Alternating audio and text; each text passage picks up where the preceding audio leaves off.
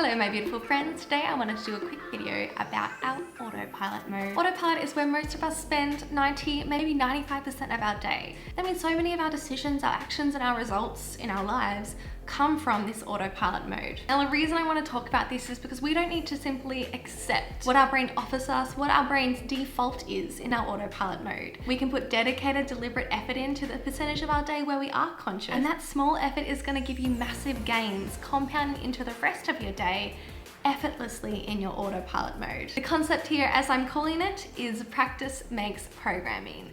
Let's talk about it. So in coaching, the core of what we're teaching is thought management, and we do this to show people how much control they have of their lives. Very common and loved advice out there at the moment is to not try to control what you can't control. And I love that too. But I think what's even more useful is to recognize what you can control and then spending your energy on that. I believe we have so much more control of our lives, both our internal experience and our results, than we realize. And this is the best news ever. In coaching, we focus in on that and we explode it. In coaching, we recognize that everything starts in our thoughts. Your thoughts are important because your thoughts create your feelings, which create your actions. And this is not a new concept made up by coaching. It's been iterated over decades, even centuries. In medicine, psychiatrist Dr.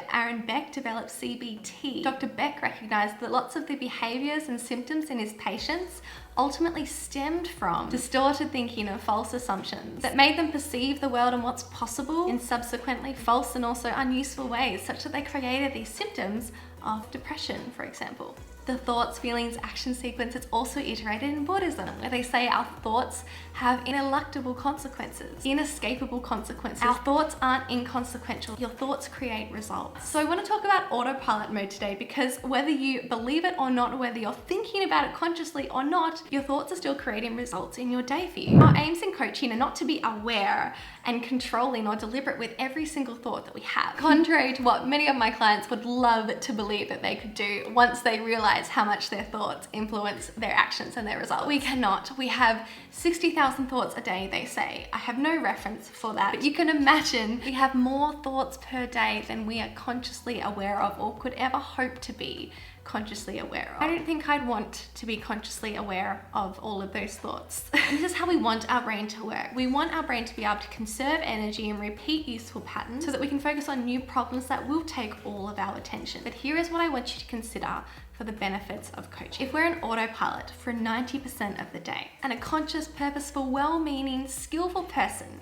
spends 10% of their day being deliberate with their thoughts, that deliberate, skillful person doesn't just get the benefits in that 10% of their time that they're being conscious. When they're thinking about their thinking in metacognition, here's why. When you're in this autopilot mode, not being conscious of your thinking 90% of the day, your brain is going to default to its programming. Your brain's programming, as we're going to define it for the purposes of thought management, is the set of neural pathways that your brain is most proficient at, that are most efficient for your brain, such that they become your defaults. One of your brain's top priorities is to conserve energy, especially when you're in a stressful situation, especially when you're under pressure, especially when you've got an important problem to solve. Your brain wants to save energy wherever it seemingly can so that all of your attention and energy can go into the problem in front of you, whatever this threat is. Same for when your body's tired, when your mind's tired, when you're just exhausted in the middle of a hard day at work. Your brain seeks out that efficiency. Now, these pathways that are efficient for your brain aren't just some magical happening or something that just came upon you or you were born with. The reason that your brain is more efficient in some pathways versus other pathways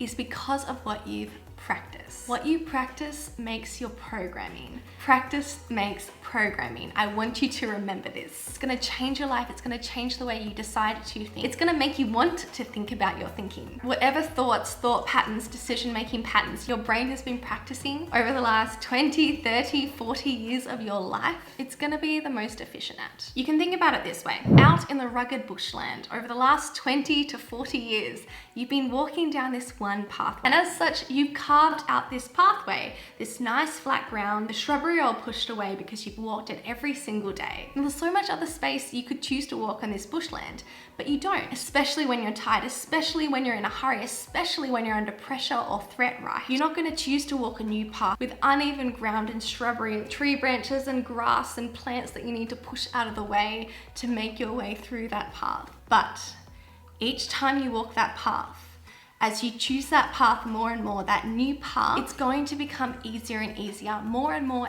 effortless, because you will start to even the ground as you walk it. You will start to train branches and shrubbery to grow away from your path. That's how it works when you choose a new neural pathway too.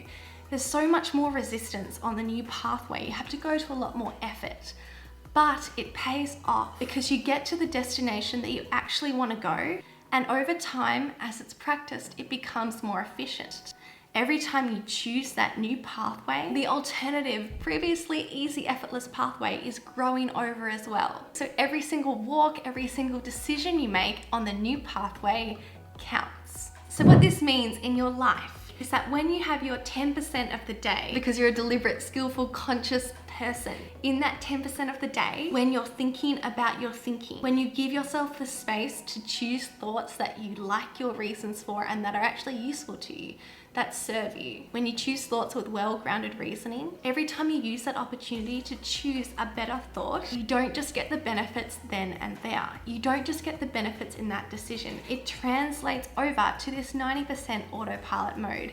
In that way, your results compound. So it might not seem like much to do your 10 minutes of journaling in the morning, or your 10 minutes of meditation, or your 10-minute mindful walk, or whatever you do to get into that conscious, deliberate mode in your life. It's not just 10 minutes. That 10% contributes to the 90%. I think that's the best deal ever.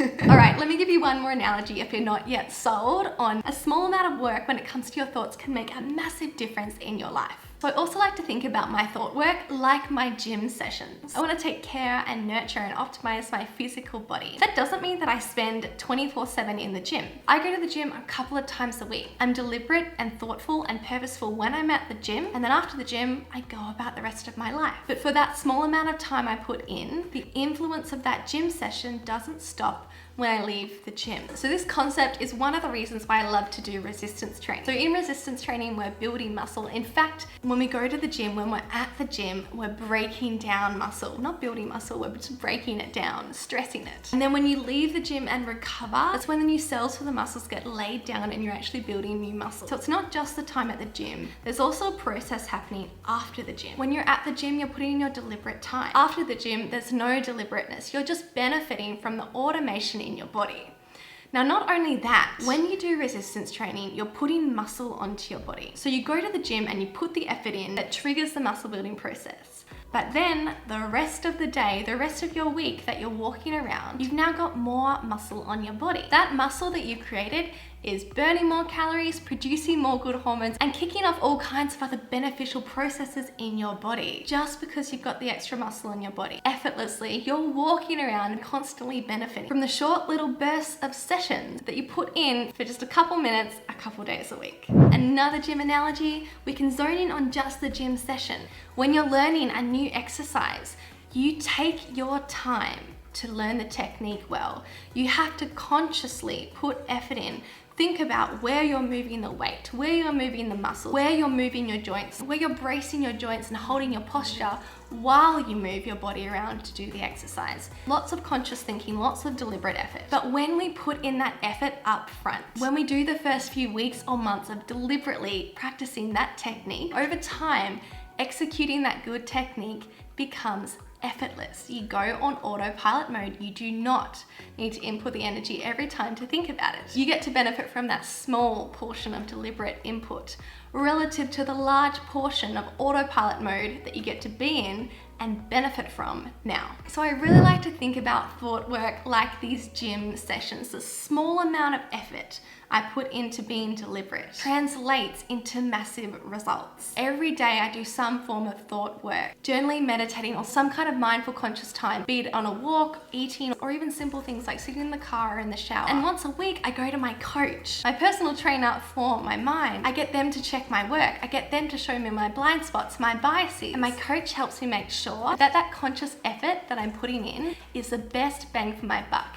It's my highest quality technique. And if it's not, then we jig it and I get to execute that and benefit from that sooner. That is the concept that I wanted to share with you guys. Practice makes programming. I love this so much because really what I thought when I first started getting coaching is I thought that I needed to manage every single one of my thoughts if I ever wanted to get results.